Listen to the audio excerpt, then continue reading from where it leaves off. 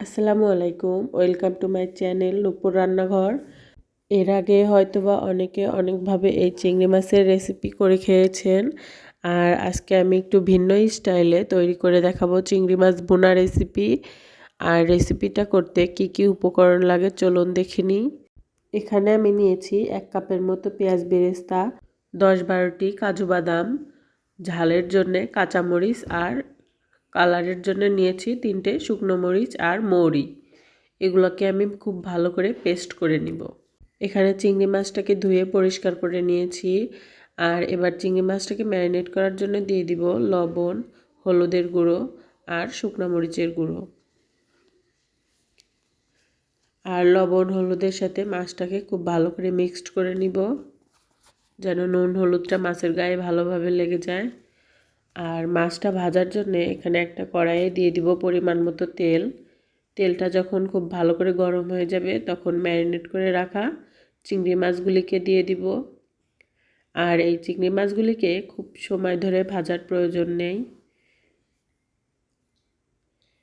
একটা পিঠ ভাজা হয়ে গেলে অপর পিঠটাও ঠিক একই রকম করে ভেজে নিব। আর আশা করি দেখে বুঝতে পারছেন মাছটা আমি কিভাবে ভেজেছি। এই তো মাছটা কিন্তু ভাজা হয়ে গেছে, এখন আমি মাছটাকে তুলে নিব। আর এই চিংড়ি মাছ কিন্তু খুব বেশি সময় ধরে ভাজলে কিন্তু এটা রাবারি হয়ে যায় আর খেতে ভালো লাগে না। এখানে আমি নিয়েছি গোলমরিচ, লবঙ্গ, একটা দারুচিনি, এলাচ আর তেজপাতা। এটা একটু ভেজে এটা থেকে ফ্লেভার ছেড়ে দিলে দিয়ে দিব কালো জিরে আর পেঁয়াজ কুচি। পেঁয়াজ কুচিটাকে দিয়ে একটু ব্রাউনিশ কালার হয়ে আসা পর্যন্ত ভেজে নিব। আর পেঁয়াজটা যখন একটু সফট হয়ে যাবে তখন আমি এখানে একটা টমেটো পেস্ট করে রেখেছিলাম, সেই টমেটো পেস্টটাকে দিয়ে দিব কাঁচামরিচ বাটা। আর আপনারা যে যেমন ঝাল খেতে পছন্দ করেন সেই পরিমাণে ঝাল দিবেন। দেবে 1 চা চামচের মতো রসুন বাটা, দেব 1 চা চামচের মতো জিরে বাটা। আর এই সব বাটা মশলাকে খুব ভালো করে একটু ভেজে নিব, যেন এটা থেকে কাঁচা স্মেলটা চলে যায়। এবার এখানে দিয়ে দিব স্বাদ মতো লবণ, দেব 1 চা চামচ হলুদ গুঁড়ো, দেব ধনিয়া গুঁড়ো।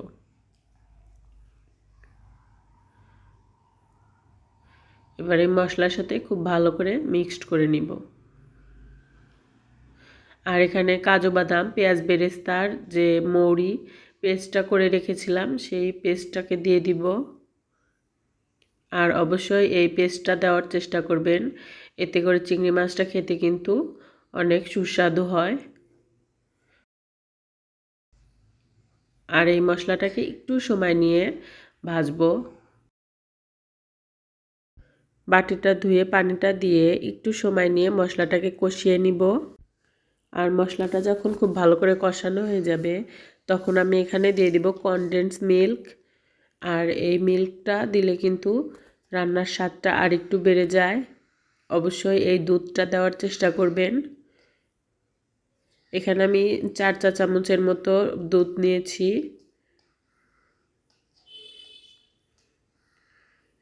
এবার এই মশলার সাথে আবারও খুব ভালো করে কষিয়ে নিব, যেন দুধটা মশলার সাথে খুব ভালো করে লেগে যায়। আর এই মশলাটা ততক্ষণ কষাতে হবে যতক্ষণ না মশলা থেকে তেলটা ভেসে আসছে।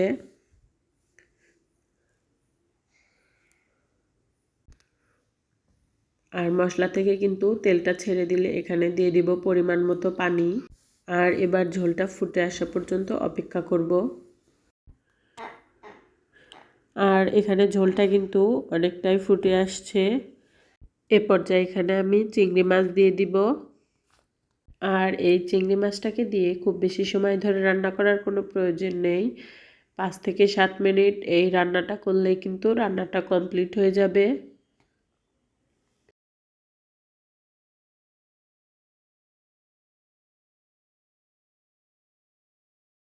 5 থেকে 6 মিনিট পর কিন্তু গ্রেভিটা অনেকটাই ঘন হয়ে আসছে।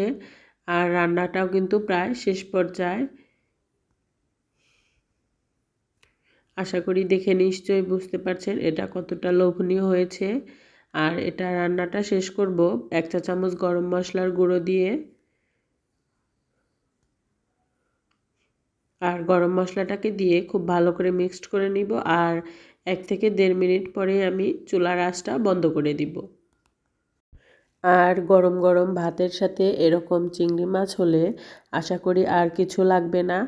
বাসায় একবার হলেও এইভাবে চিংড়ি মাছ রান্নাটা ট্রাই করবেন, খেতে কিন্তু অসাধারণ হয়। আর এখনও যারা আমার চ্যানেলটিতে সাবস্ক্রাইব করেননি, লাইক করেননি, শেয়ার করেননি, তারা অবশ্যই আমার চ্যানেলটিতে সাবস্ক্রাইব করে দিবেন। আর এরকম নতুন নতুন ভিডিও নিয়ে দেখা হবে নেক্সট কোনো ভিডিওতে। আল্লাহ হাফেজ।